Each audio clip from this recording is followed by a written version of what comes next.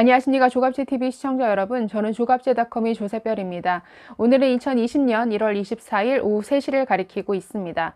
네, 조국 전 법무부 장관의 아들에게 허위 인턴 증명서 발급을 해줬다가 검찰에 의해서 기소당한 청와대의 최강욱 공직비서관에 대해서 진중권 씨가 아주 신랄한 비판을 쏟아냈습니다. 자신의 페이스북을 통해서 23일 이런 글을 올렸습니다. 공수처의 용도가 뭔지 온몸으로 보여주시네요. 이 천하의 잡범이 청와대에 있다고 큰 소리 치는 거 보세요. 뭘 잘했다고. 근데 대통령은 지금 청와대에서 무슨 일이 벌어지는지 전혀 모르는 모양. 설날 화보 촬영 스케줄로 바쁘셔서 네, 이런 글을 남겼습니다. 네, 요즘 진중권 씨의 말 한마디 그리고 글 하나하나가 전부 기사화되어서 굉장히 화제를 낳고 있습니다. 그 이유는 몇 가지로 요약해 볼 수 있겠는데요. 첫 번째는 대표적인 친문 인사라는 것이죠. 대표적인 친문 인사였던 사람이 자기 진영을 가장 신랄하게 가장 강한 톤으로 비판한다라는 점입니다. 네, 두 번째는 정말 표현력이 남다릅니다. 아주 위트가 있고 기가 막힌 표현들을 많이 쓰는데 뭔가 애둘러서 아주 어렵게 표현하는 것이 아니라 정말 사안의 핵심을 찌르는 이런 표현들을 아주 거침없이 쏟아낸다라는 거죠. 그렇기 때문에 아주 귀에 쏙쏙 들어올 뿐만 아니라 듣는 사람으로 하여금 굉장히 아주 속 시원한 이런 카타르시스를 주는 것 같습니다. 네, 세 번째는 사실의 힘입니다. 사실의 근거에서 말하고 있습니다. 유시민 씨처럼 정경심 씨의 동양대 PC 반출을 증거인멸이 아니라 증거 보존용이다라고 하는 뭔가 흑과 백을 뒤바꿔버리는 이런 논리, 뻔히 눈앞에서 펼쳐진 어떤 사안의 본질을 정반대의 색깔로 칠해버리는 그런 궤변과는 구분이 된다라는 것이죠. 그 점에서 힘이 있습니다. 사실의 힘이 깔려 있습니다. 그렇기 때문에 이 진중권 씨의 요즘 말 한마디 한마디는 이런 이유로 화제가 될 수밖에 없는 것이 아닌가. 청와대가 이 최강욱 공직비서관의 기소에 대해서 굳이 청와대가 나서서 해명을 했는데 이에 대해서도 아주 강한 톤으로 비판을 했습니다. 이렇게 얘기를 합니다. 청와대의 사유화. 최강욱 비서관이 파렴치한 범죄는 청와대에 들어가기 전에 저지른 것입니다. 그런데 왜 그 범죄를 청와대 소통수석이 해명합니까? 청와대가 최강욱 겁니까? 소통수석 봉급은 최강욱한테 받는 것인가요? 일국의 대통령부가 천하의 잡범의 뒤치다거리나 해주는 데입니까? 최강욱 본인이 해명하라고 하세요. 검찰에 나가서 사적으로. 이분들이 대소변을 못 가리십니다. 생각해 보세요. 그 인턴 증명서 입시에서 없는 집 아이들의 기회를 부당하게 빼앗는데 사용된다는 것을 그가 몰랐을 리 없습니다. 게다가 그 짓을 평소에 온갖 진보적 언사를 늘어놓으며 정의로운 척 했던 인권 변호사가 저질렀다는 점에서 비난의 여지가 일반인보다 비교할 수 없을 정도로 큽니다. 최강욱 씨, 검찰 가세요. 모든 국민이 다 그렇게 하고 있습니다. 당신은 문씨 왕조의 성골인가요? 네, 최강욱 청와대 공직비서관은 변호사 시절인 2017년 10월에 조국 씨 아들 조우원 씨에 대해서 허위 인턴 증명서를 발급해 준 사실이 있습니다. 당연히 사무실에서 인턴으로 활동한 사실이 없습니다. 자, 그래서 이렇게 허위로 발급받은 인턴 활동 확인서를 가지고 이 조국 씨 아들은 고려대 그리고 연세대 입시에 활용을 했습니다. 네, 그래서 업무방해로 검찰에 의해서 기소가 됐는데 검찰 기소 직후에 청와대는 해명을 내놨습니다. 윤도한 청와대 국민소통수석이 나서서 조 전 장관의 아들은 실제로 인턴 활동을 했다라고 하면서 검찰의 전형적인 조작 수사이자 비열한 언론 플레이다라고 반박을 했습니다. 네, 그러나 조국 씨 아들 조원 그리고 딸 조민 씨는 대부분의 스펙들이 다 허위로 조작된 내용들입니다. 무슨 논문의 일 저자뿐만이 아니라 무슨 동양대의 인문학 영재 프로그램 수료했다, 최우수상을 받았다, 봉사활동을 했다, 다 한 적이 없는 해당 프로그램 자체가 개설된 적도 없는 이런 프로그램에 등록을 하고 수료를 했다, 상을 받았다, 이런 내용들이 수두룩합니다. 그렇기 때문에 이런 청와대의 이런 해명 자체가 정말 범죄자를 위한 이런 변명이 될 뿐이죠. 네, 검찰이 최강욱 비서관을 기소하자 법무부는 검찰이 날치기 기소다, 윤석열 총장을 감찰하겠다라는 이런 입장을 밝혔습니다. 자, 여기에 대해서도 진중권 씨는 정말 기가 막히다라는 심정으로 이런 글을 남겼습니다. 최강욱 기소는 날치기?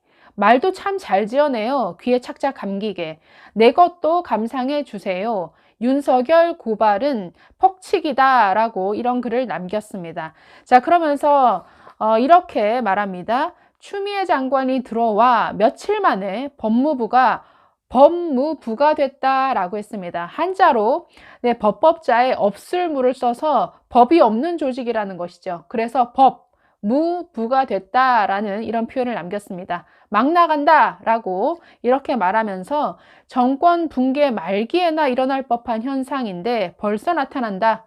이분들 나중에 어떻게 하려고 그러는지, 문재인 정권 사람들 나쁜 짓 하다가 걸리면 되레 자기들이 화를 낸다라고 이렇게 신랄하게 비판을 했습니다. 네, 그러면서 이렇게 말합니다. 공소장에 따르면 2017년 10월쯤 조국 아들의 연세대, 고려대 대학원 입학을 위해 정경심이 최강욱에게 허위 인턴 증명서를 발급해달라고 부탁했단다.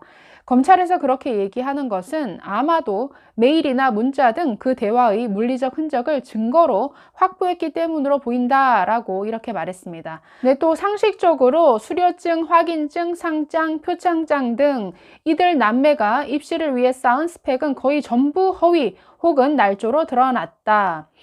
허위 증명서를 정경심에게 넘길 때 그 서류로 아들 조원이 합격하는 데 도움이 됐으면 좋겠습니다 라는 취지로 발언했다고 한다. 이 역시 검찰이 증거를 확보했으니 할 수 있는 얘기다. 이로써 업무 방해죄의 요건이 충족된 것으로 보인다라고 이렇게 주장을 했습니다. 네, 그러면서 검찰을 감찰하겠다라고 한 데 대해서 이렇게 얘기합니다. 감찰이 필요하다고? 또 장난질인데 최강욱 씨 추태 그만 부리시고 이쯤에서 물러나라. 그 자리가 공직 기강을 바로잡는 자리 아닌가. 입시에 사용될 증명서를 위조한 혐의를 받는 분이 머물러 있을 자리는 아니다. 본인의 결백은 법정에서 증명하라. 불행히도 그 증명은 가능할 것 같지 않지만 이라는 이런 글을 또 올렸습니다. 네, 진중권 씨는 또 23일 법무부의 검찰 인사를 비판하는 글을 올렸는데 여기서 조국을 공화국의 최고 존엄이다 라고 표현을 했습니다. 그리고 친문 실세들이 이제 치외 법권에서 살게 되었다라고 표현을 했는데 네, 글 일부를 읽어보면 이렇습니다. 대한민국은 전 세계에서 가장 강력한 대통령제 국가입니다. 그렇게 강력하다는 검찰, 그것도 대쪽 같은 총장이 지키는 조직도 청와대에 근무하는 파렴치한 문서 위조범의 손에 일거에 와야 됩니다. 검찰 곳곳이 이성윤처럼 정권의 애완견 노릇하는 어용 검사들로 채워지겠네요 라고 했습니다. 네, 아주 둘러 표현하지 않죠. 이성윤을 애완견이다, 어용검사다 라고 이렇게 직설적으로 표현을 합니다. 또 계속 이렇게 얘기합니다. 조국은 언터처블입니다. 누구든지 그와 그의 가족의 이름을 망령되이 일컫는 자는 불칼을 받습니다. 그 친구가 공화국 최고 존엄이라는 사실 이번에 처음 알았습니다. 내 참 어처구니가 없어서. 결국 조국의 법무부 장관 취임식이 실은 친문 왕조의 세자 책봉식이었던 거죠 라고 이렇게 표현을 합니다. 조국 정경심 펀드와 관련된 여러 의혹, 신라젠, 라임펀드, 우리들 병원과 관련된 의혹들, 여기에 연루된 친문 실세들은 이제 대한민국에서 사실상 치외 법권의 영역에서 살게 되었습니다. 그들이 아무리 나쁜 짓을 해도 이 양아치들에게 법을 적용하는 것이 아예 불가능해졌습니다. 이번 인사는 이제 우리는 법 위에 서 있겠다는 단호한 의지의 선언이자 이제 본격적으로 부정과 부패와 비리를 저지르겠다는 확고한 의지의 천명입니다. 이분들 최근에 단체로 실성하신 것 같네요 라고 이렇게 마무리했습니다. 네, 아주 직설적인 표현들이 많이 나오죠. 조국은 공화국 최고의 존엄이다. 네, 이성윤 등은 이 정권의 애완견 어용검사다. 그리고 이 친문 세력들 아예 이제 작정하고 비리를 저지르겠다라고 한다. 자, 그래서 단체로 실성한 것 같이 보인다. 네, 아주 직설적인 표현을 시원하게 해주고 있습니다. 네, 진중권 씨는 지난달 27일부터 올해 1월 21일까지 26일간 총 148건의 글을 올렸습니다. 그리고 그 비판 대상은 친문 세력들이죠. 그리고 아주 맹신적인 이런 지지를 보내고 있는 이 친문 지지층을 향해서 굉장히 날선 비판을 쏟아내고 있습니다. 이들을 향해서 문천지교 신도다라고 이렇게 비판하기도 하고, 김어준 씨를 향해서는 가짜뉴스 공장이다라고 이렇게 부르기도 했습니다. 최근에는 지난 15일 이렇게 얘기를 했습니다. 내가 농객질을 다시 하게 될 거라고는 생각도 못했고, 더욱이 그 비판의 표적이 문재인 정권이 되리라고는 상상도 못했다라고 고백을 했습니다. 뭔가 양심이 살아있고 자신들의 신념보다는 사실을 더 중요한 가치로 여길 줄 아는 이런 지식인들이 더 많이 나왔으면 하는 바람입니다. 네, 감사합니다. 즐거운 명절 보내시기 바랍니다.